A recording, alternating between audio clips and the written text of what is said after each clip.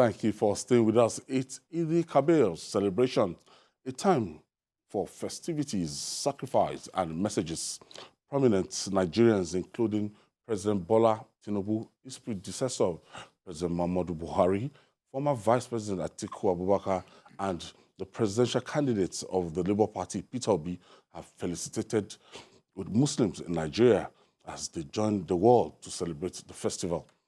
President Tinubu, who celebrated the first Eid-El-Kabir in Lagos, described Eid-El-Kabir as a festival of sacrifice and total obedience to Allah, and exemplified by the action of the Prophet Ibrahim. Let's hear the story of the Eid-El-Kabir in Lagos with correspondent Adedoja Salam Adeniyi with you.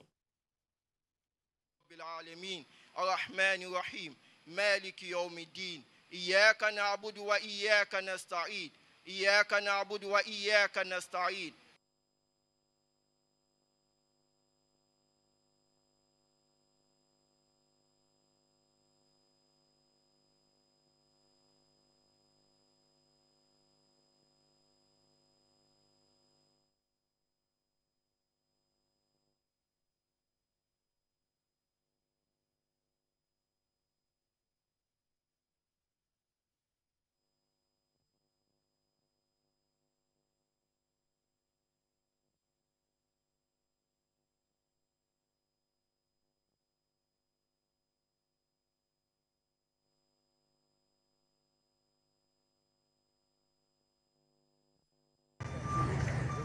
It's watertight security at the Eid prayer ground of State House Annex, Dadodon Barracks, Lagos.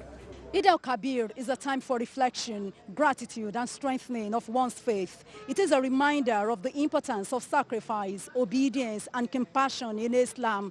Faithful converge on Eid grounds across the world to offer 2-unit prayer to commemorate the big festival. This is a homecoming for President Bola Tinubu, who joined dignitaries and other Muslim faithful to observe the Eid prayer. This is the first Eid that Bola Tinubu will be celebrating as the President of the Federal Republic of Nigeria. The Chief Imam of Lagos State, Sheikh Sulaiman Abu Nola, led the Eid prayer.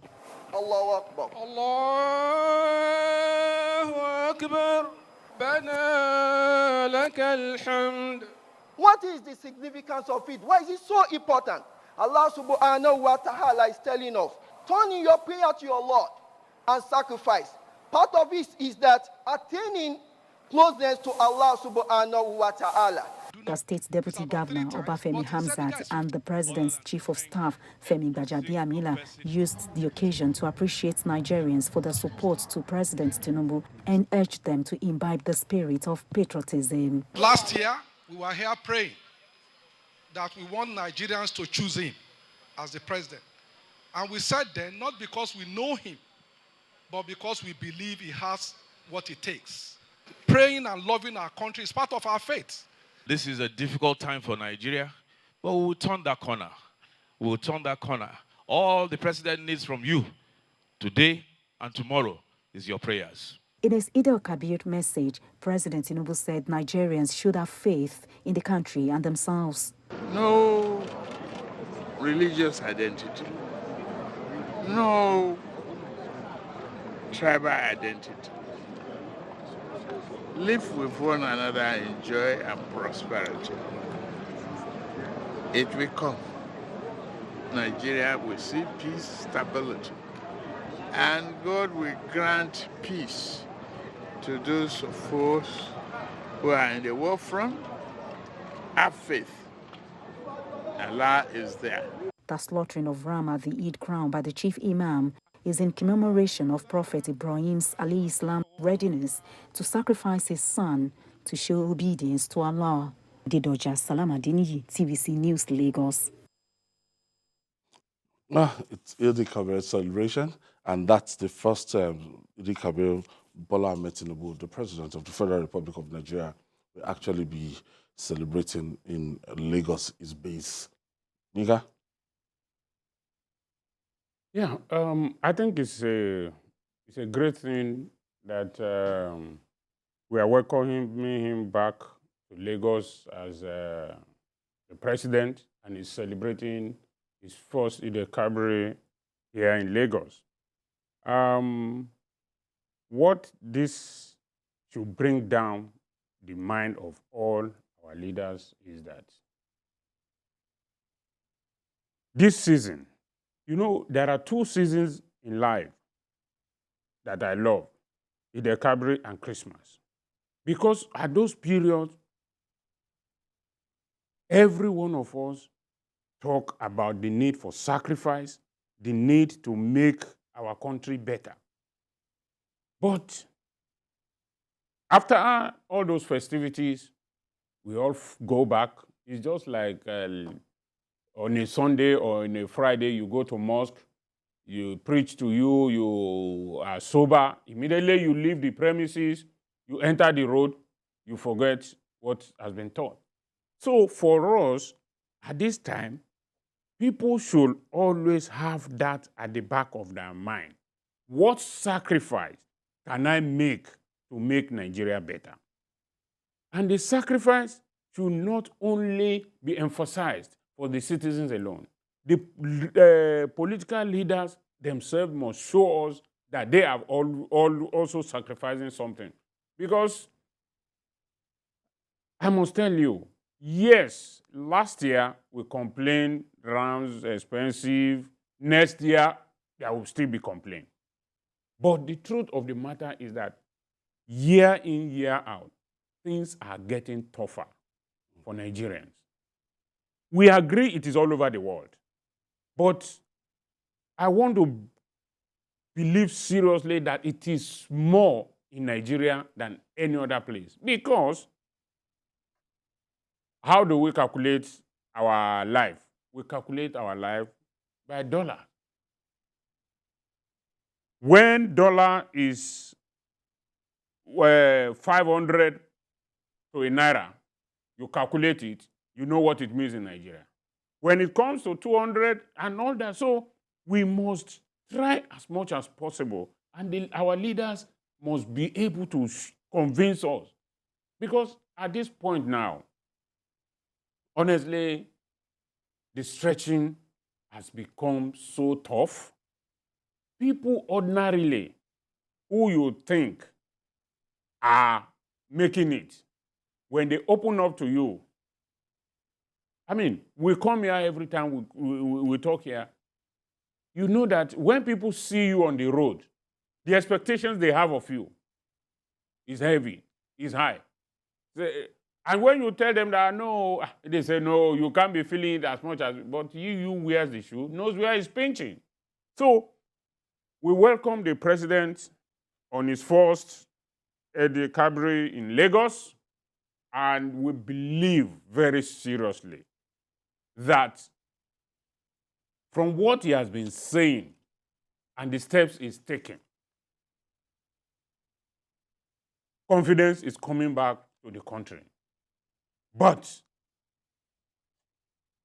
we must match words with action. And that is what we are waiting for. When people talk about palliative and all that, I beg to differ. Because we have done this in the past. Government will say, okay, we put 100 buses on the road, 1,000 buses on the road. 1 year down the line, we forget about that. The buses are gone. Nobody replaces them. So what the government is going to do must be concrete this time around.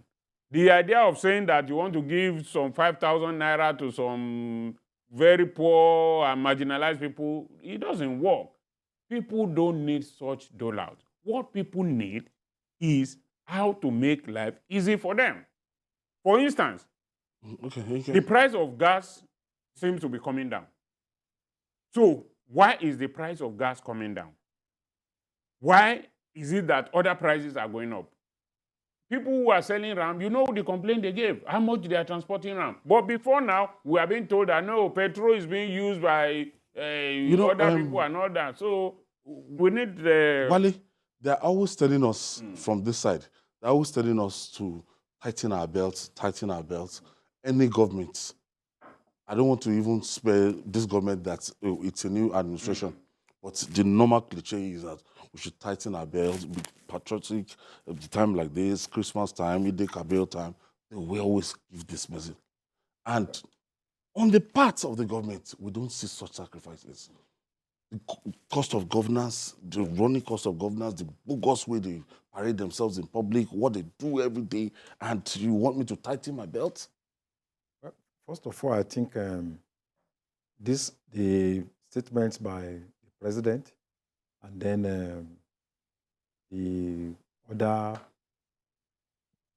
president aspirants, Obi and Atiku, went through, to the same direction, appealing to, Nigerians to see this moment as a moment of sacrifice, of unity, of faith. I think it's a display of the fact that irrespective of our differences, there are certain things that unite us.